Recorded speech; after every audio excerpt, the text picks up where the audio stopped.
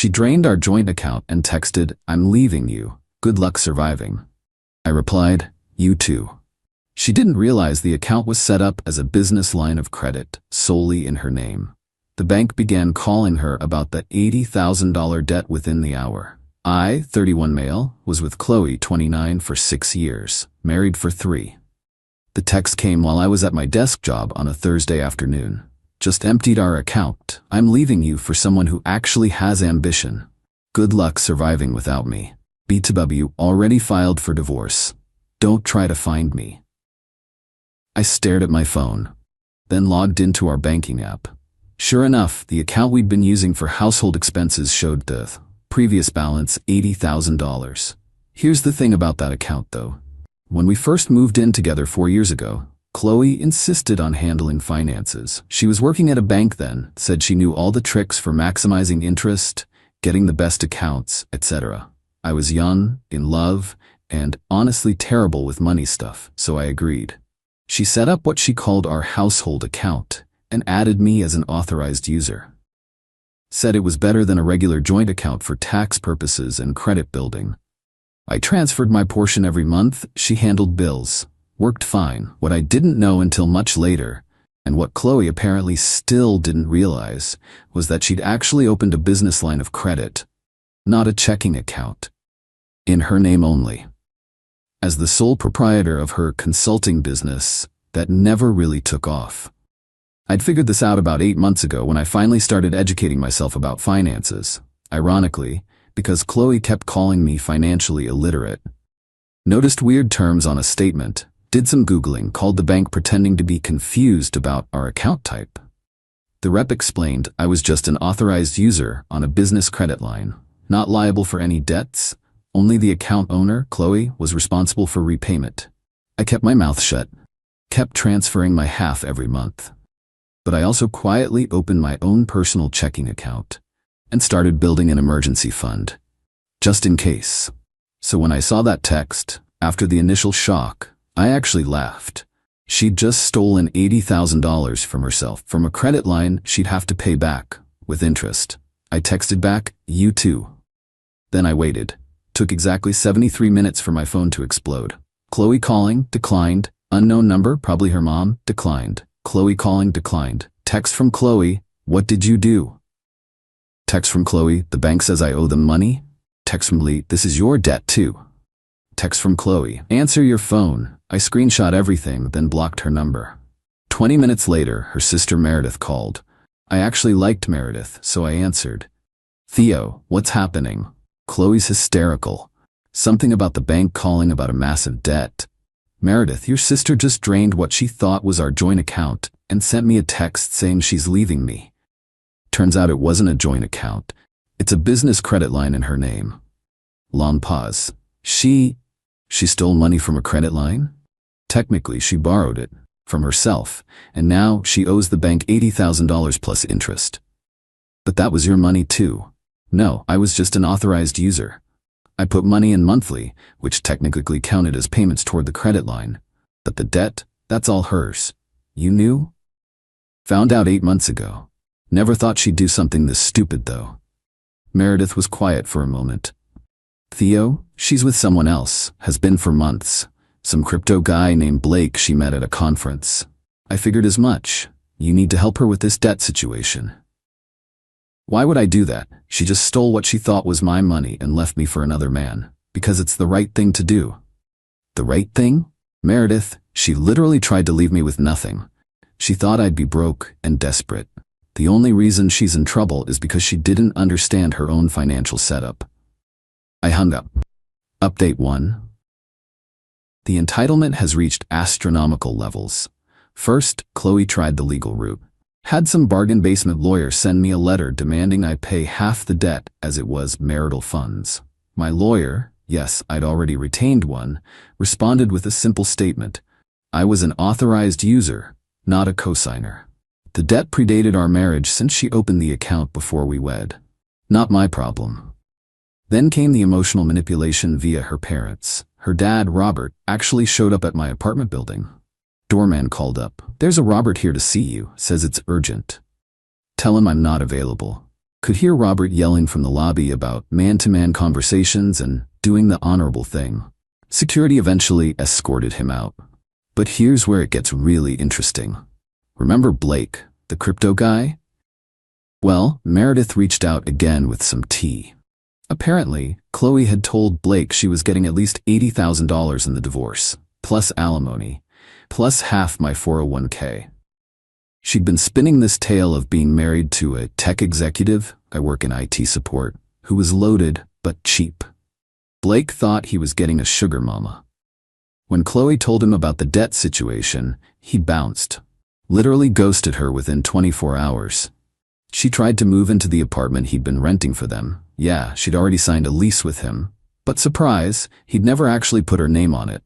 The landlord wouldn't let her in without Blake's permission, and Blake had already told them she was no longer authorized. So now Chloe was homeless, 80K in debt, and single. Did I feel bad? For about 0.3 seconds. Then I remembered the good luck surviving text and went back to eating my cereal. But Chloe wasn't done. Oh no, she created a whole victim narrative online, posted on social media about how her financially abusive ex-husband tricked her into debt. How I'd manipulated the banking system to trap her. Problem was, she'd forgotten that several of our mutual friends worked in finance. Her former coworker from the bank, Jerome, actually commented, "Chloe, you literally worked in banking. You opened that account yourself. I remember you bragging about the rewards points." She deleted the post, but screenshots were already circulating. Then came the truly pathetic attempt. She reached out to my mom. My mom. Trying to get her to convince me to help with the debt. My mom's response was legendary. She sent me the screenshot. "Chloe, Mrs. Davidson, Theo won't help me with this misunderstanding about our finances. As his mother, could you talk sense into him? The same sense you had when you were cheating on my son with that crypto fool? That kind of sense? Delete my number." But the peak entitlement came yesterday. I got a call from the bank. Not about the debt, about Chloe trying to report the authorized user card as fraud. She claimed I'd somehow stolen from the credit line without her knowledge. The bank rep sounded tired. "Sir, we've reviewed the account history. Every transaction from your card was for regular household expenses, groceries, utilities, etc. Does she really want us to investigate this as fraud?" "What happens if you do?" "Well, filing a false fraud report is a federal crime, and since she sent text messages admitting to taking the money, she withdrew $80,000 at once. How is that not flagged?" Business credit lines have different rules. It was technically her available credit, but now she owes it back with interest. The rate is substantial. How substantial? 24.99% APR. I actually choked on my coffee. At that rate, if she only made minimum payments, she'd be paying forever. Update 2. The spiral accelerated faster than I expected. Chloe's lawyer dropped her after she couldn't pay the retainer. She tried representing herself in our first divorce hearing, showed up in designer clothes, probably bought with the stolen money, and demanded alimony because she was accustomed to a certain lifestyle. The judge looked at her financial records, saw the $80,000 withdrawal, saw her texts admitting to taking it, saw that she'd been employed full-time until she quit 2 weeks ago, apparently thought she wouldn't need to work after cleaning me out. "Judge, ma'am, you withdrew $80,000 from a credit line, quit your job, and now want your ex-husband to support you?" He tricked me. He knew it was a credit line. "Did he force you to open the account?" "No, but..." "Did he force you to withdraw the money?" "No, but he should have told me." "You set up the account. You managed it for years. You work in banking. Ignorance of your own financial instruments is not your ex-husband's responsibility." Zero alimony. She actually owes Emmy money because she drained accounts that had marital funds in them. The $80 included my contributions over the years. But here's where Chloe's entitlement went nuclear. She started calling my employer daily, claiming I'd stolen from her, that I was dangerous, that they should be aware they employed a financial predator. HR pulled me in for a meeting. I explained the situation, showed them the divorce papers, her texts, everything. They were actually sympathetic, but said the calls were disruptive.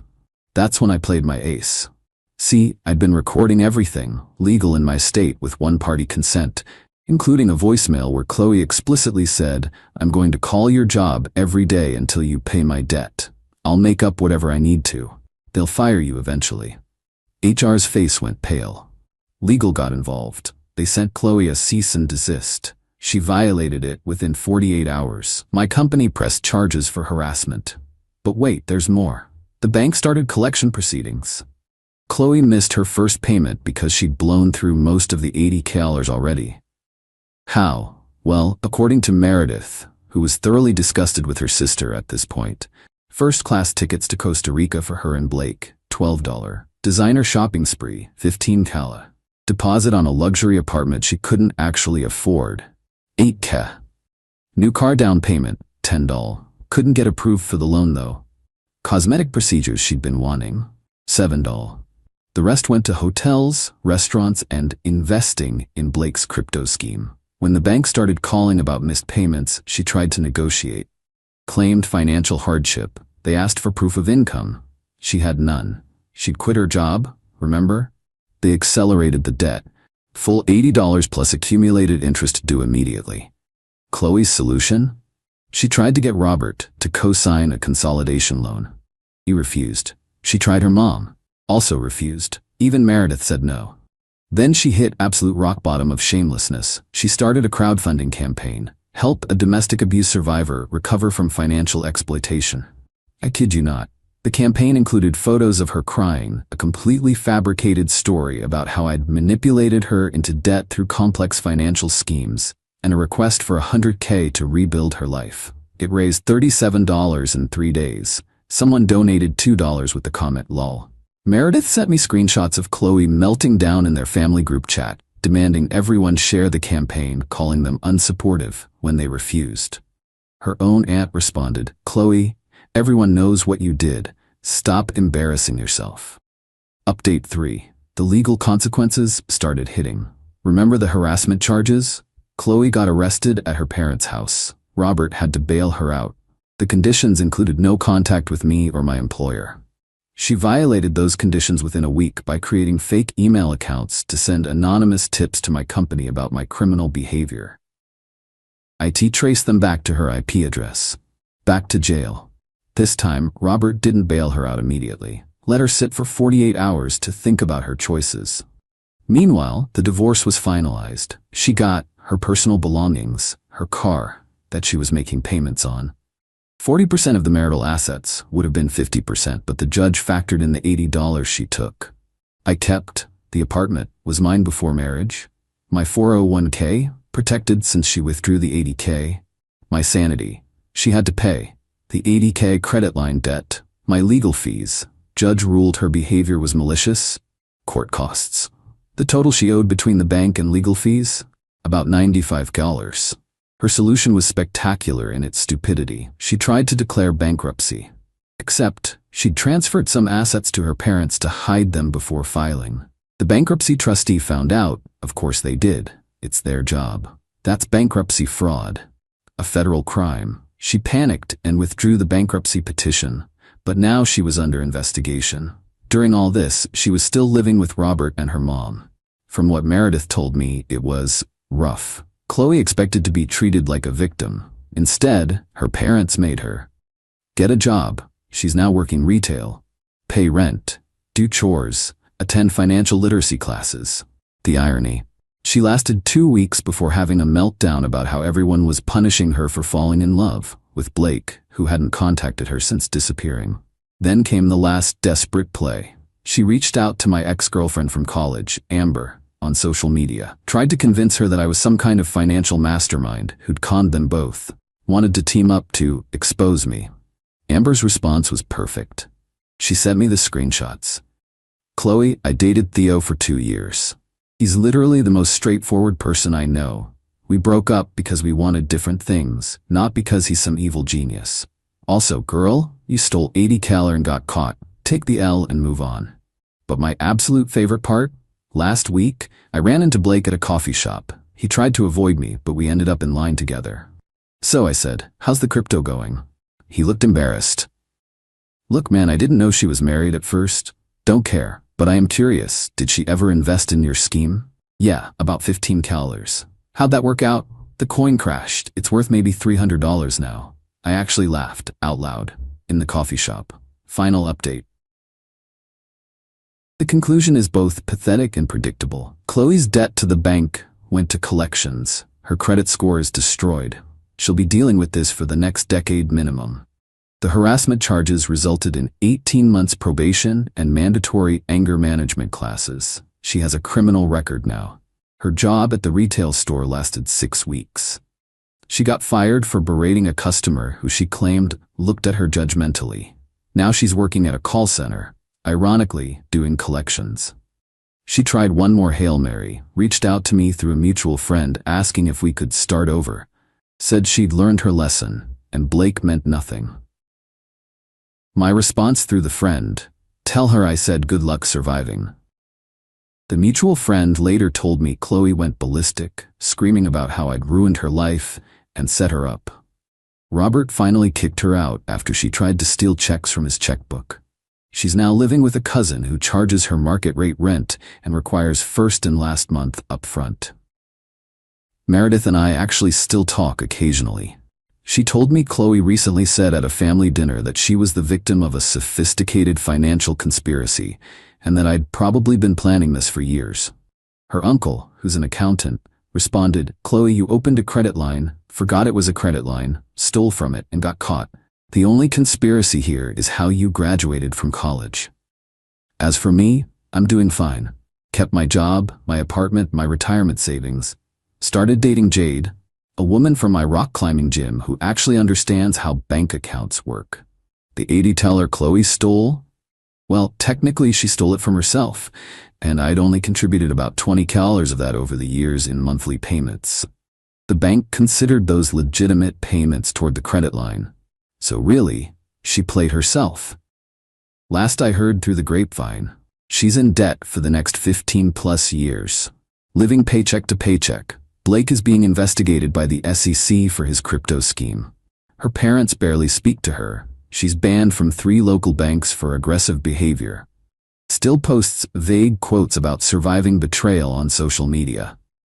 The moral of the story? If you're going to drain a joint account and leave your partner with a "good luck surviving" message, maybe make sure you actually understand what kind of account it is first. And definitely make sure it's not a credit line in your name only.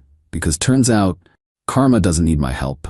Sometimes idiots destroy themselves with their own entitlement. Good luck surviving, Chloe. You're gonna need it for the next 15 years of monthly payments. Edit. Since people keep asking, yes, this is all legal. No, I had no obligation to warn her. She set up the account. She managed it. She worked in banking. Her ignorance of her own financial instruments isn't my responsibility, especially after she tried to leave me with nothing. Edit 2. For those saying I should have told her, she literally sent me a text saying she was leaving me and to good luck surviving after stealing what she thought was our money. Why would I help someone who did that? Edit 3. Chloe, if you're reading this, and Meredith says you've been hate searching my username, that financial literacy class you're taking, pay attention. Might help with the next 180 monthly payments you've got left.